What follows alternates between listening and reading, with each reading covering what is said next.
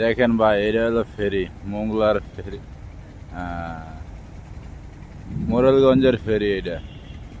দেখছেন, এখানে একটা ব্রিজ নেই। ব্রিজ থাকলে মনে করেন যে যাত্রীদের এত ভোগান্তি হতো না। ঠিক আছে,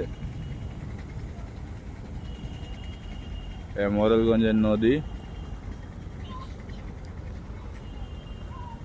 এটা দিয়ে কিন্তু ঢাকা যাওয়া আসা হয়। এই নদী দিয়ে রকেট, আগে রকেট ছিল, এখন রকেট বন্ধ করে দিয়েছে পদ্মা সেতু হওয়ার পরে।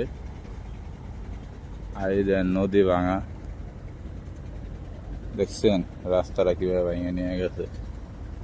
এর দিকে কোনো কারো খেয়াল নেই।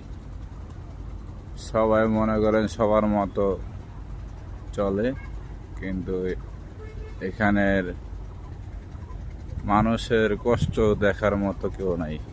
দেখছেন, কোন দিন জানি পুরোটাই ভেঙে নিয়ে যায়। আল্লাহ না করুক এরকম যা যেন দেখা না হয়। ওই দেখেন, ওই যে বস্তাগুলো দেখতেছেন, ওগুলো হলে যে মনে করেন ওই পর্যন্ত রাস্তা ছিল। এই রাস্তাটা ভাঙতে ভাঙতে ভাঙতে ভাঙতে এখানে চলে এসে দেখছেন, গাছগুলো গাছের শিকড় পর্যন্ত উঠে নিয়ে গেছে। কত গাছের শিকড় দেখছেন, ওইগুলো ফেরি যাচ্ছে।